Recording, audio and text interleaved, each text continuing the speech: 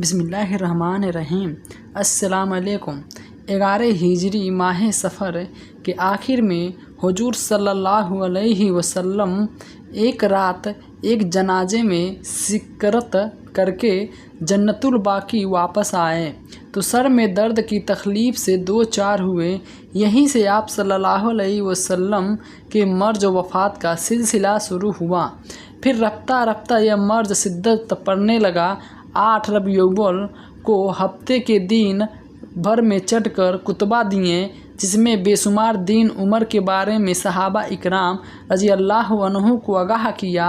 9 रबीउल अव्वल शबे जुमा को बीमारी बहुत ही ज़्यादा बुध हो गई तो 3 बार बेहोश भी हो गए, जिसकी वजह से मस्जिद में तशरीफ़ न ला सके। हज़रत फ़ातिमा ज़हरा रज़ी अल्लाह ताला अन्हु दस्तक देने वाले को फरमाती है कि मेरे बाबा की तबीयत ठीक नहीं है, फिर अभी नहीं मिल सकते। हुजूर सल्लल्लाहु अलैहि वसल्लम अपने लखते जिगर से फरमाते हैं, बेटी पर्दा कर लो, यह दस्तक देने वाला मलक कुल मौत है, जिसने आज तक किसी के दरवाजे पर खड़े होकर इजाज़त नहीं मांगी। नबी आखिर जमाल सल्लल्लाहु अलैहि वसल्लम बिलास फरमाते हुए भी यही फरमाते रहें, रब्बे कल उम्मत की हमजे आयशा सिद्दीकी रज़वी। अल्लाह ताला अन्हा ने मरवी है कि जब आप सल्लल्लाहु अलैहि वसल्लम पर मरदूद मौत तारी थी तो आप सल्लल्लाहु अलैहि वसल्लम की कैफियत ऐसी थी कि आप सल्लल्लाहु अलैहि वसल्लम अपनी चादर को बार बार अपने चेहरे मुबारक पर डालते थे। जब ज़्यादा मर्ज की कैफियत तारी होती तो चेहरा मुबारक को चादर से ढक लेते थे। जब कुछ बेहतर महसूस करते तो अपने चेहरे मुबारक से चादर को हटा लेते थे।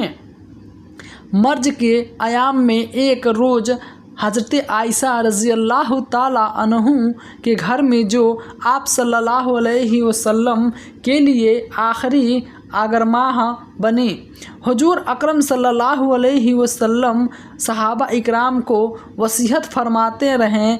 हज़रत मोहम्मद सल्लल्लाहु अलैहि वसल्लम के सहाबा किराम रज़ी अल्लाह ताला अन्हु आप सल्लल्लाहु अलैहि वसल्लम को पास आए तो आप सल्लल्लाहु अलैहि वसल्लम ने सहाबा इकराम को फरमाया कि मेरा तुम सबको सलाम हो, जो मेरे बाद मेरी उम्मत आए उनको भी मेरा सलाम। रोज़ाना उनके बाद जो भी मेरी उम्मत में से आए उनको मेरा सलाम पेश करना। हुजूर अकरम सल्लल्लाहु अलैहि वसल्लम की नमाज जनाजा आम दस्तूर के मुताबिक जमात के साथ नहीं हुई और न ही इसामत के साथ नमाज जनाजा पढ़ाई। हज़रत अनस बिन मलिक रज़ी अल्लाह ताला अन्हु ने इरपात किया कि मेरे प्यारे आका आप सल्लल्लाहु अलैहि वसल्लम को गुस्त कौन देगा। आप सल्लल्लाहु अलैहि वसल्लम ने जवाब दिया कि मेरे अहले ज़ैत मुझे गुस्ल देंगे। फिर हज़रत आना हुआ तो अनुभव हुआ, पूछा कि आप सल्लल्लाहु अलैहि वसल्लम को कुफत कौन देगा। फिर आप सल्लल्लाहु अलैहि वसल्लम ने वही जवाब दिया कि मेरे अहले बैत मुझे कुफ देंगे। हज़रत सल्लल्लाहु अलैहि वसल्लम ने इरशाद फरमाया, मेरे अहले बैत, इसके बाद हज़रत नुसर वो होता। उन्होंने बड़े अंदर आज़ाद और दरियामात किया, या रसूल अल्लाह सल्लल्लाहु अलैहि वसल्लम, आपके नमाज जनाजे की इसामत कौन करवाएगा। यह बात सुनकर आप सल्लल्लाहु अलैहि वसल्लम जहेली वसल्लम की आंखें नम हो गई। आप सल्लल्लाहु अलैहि वसल्लम को ने फरमाया कि मुझे गुस्ल देकर और कफन पहनाकर सब बाहर चले जाना। सबसे पहले अल्लाह ताला मुझ पर अपनी रहमत नाजिल फरमाएगा। इसके बाद हज़रत जिब्राइल अलैहिस्सलाम और हज़रत मिकाइल अलैहिस्सलाम मेरे लिए अल्लाह ताला से दुआ करेंगे। इसके बाद सारे फरिश्ते आकर मेरे लिए दुआ करेंगे, इसके बाद मेरे घर वाले आएंगे, मेरे लिए दुआ करेंगे, फिर औरतें और बच्चे आएंगे और दुआ करेंगे, फिर गुलाम मेरी मैयत के पास आकर दुआ करेंगे, इसके बाद अंसारी सही औरतें बच्चे और उनके गुलाम आकर दुआ करेंगे, इसके बाद मुझे अल्लाह ताला के सुपुर्द कर देना। इच्छे सहायक और दूसरे अहले सियत से नकल किया है कि तवजीह तकसीम के बाद हज़रत मोहम्मद सल्लल्लाहु अलैहि वसल्लम के मैयत मुबारक को हुजरा शरीफ में रखा गया था। पहले मुद्दों ने फिर औरतों और बच्चों के गिरोह दूर आप सल्लल्लाहु अलैहि वसल्लम के हाज़िरी दी। हज़रत मोहम्मद सल्लल्लाहु अलैहि वसल्लम को गौसूल हज़रत अली रज़ी अल्लाह ताला अन्हु ने दिया। हज़रत अब्बास रज़ी अल्लाह ताला अन्हु और उनके बेटे फ़ज़ल और कोसम रज़ी अल्लाह ताला अन्हु उनकी मदद कर रहे थे। बियाम सल्लल्लाहु अलैहि वसल्लम के दो मुआबी हज़रत उसामा बिन जायद और हज़रत सुक्ताना रज़ी अल्लाह ताला अन्हु भी गुस्ल देने में शरीक थे। हज़रत मोहम्मद सल्लल्लाहु अलैहि वसल्लम को 3 सफ़ेद यमनी सहूलियत कपड़ों में दफन कर दिया गया। नबी करीम सल्लल्लाहु अलैहि वसल्लम के पर्दा करने के दिन आप आजमाइशो अलैहि सल्लम की चारपाई मुबारक के साथ लोग कतार बनाकर खड़े थे। हर कोई आप सल्लल्लाहु अलैहि वसल्लम पर के लिए दुआ करता। लिहाजा बुध के दिन आप सल्लल्लाहु अलैहि वसल्लम को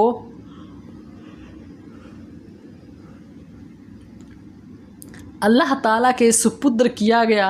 आप सल्लल्लाहु अलैहि वसल्लम को इजरत इल्ले अब्बास और इजरत अली रज़ी अल्लाह ताला अन्हु और आप सल्लल्लाहु अलैहि वसल्लम के गुलाम कुरान रज़ी अल्लाह ताला होता उन्होंने कुल्ल में उतारा। तो जब से बाहर निकले तो हज़रत कोहरा बिन शोभा रज़ी अल्लाह ताला अन्हु कब्र पे खड़े थे। उन्होंने अपने अंगुली उतार कर कुल में फेंक कर और हज़रत अली अल्लाह ताला पाक अन्हु से कहने लगे कि मेरी अंगूठी गिर गई, क्या मैं निकाल लूँ? हज़रत अली रज़ी अल्लाह ताला अन्हु ने फरमाया, जी निकाल लें। तो वह कूद में उतरे और हुजूर सल्लल्लाहु अलैहि वसल्लम के जिस्म एकदम से लिपट गए और आप सल्लल्लाहु अलैहि वसल्लम के बोसे लेने लगे और धारे मार कर रोने लगे। अंगूठी की बहाना था। अशुभ ये बात थी कि आप सल्लल्लाहु अलैहि वसल्लम के जिस्म एकदम से लिपटना चाहते थे। तो लोगों ने ऊपर से कहा कि बाहर आ जाओ। आखिरी इंसान जिसका जिस्म आप सल्लल्लाहु अलैहि वसल्लम से लगा वह मुंगेर बिन शोभा रज़ी अल्लाह ताला अन्हु थे। फिर आप सल्लल्लाहु अलैहि वसल्लम की कन मुबारक को मिट्टी से बंद कर दिया गया। जब बुध मसला पूरा हुआ फिर हुजूर सल्लल्लाहु अलैहि वसल्लम को कब्र कहाँ बनाए जाए, तो इस मौके पर शहर खुदा हज़रत अली ओधा अन्हु से मंसूब है कि आपने फरमाया था कि जहाँ नबी की वफ़ात होती है वहाँ ही उनकी तदबीर की जाती है।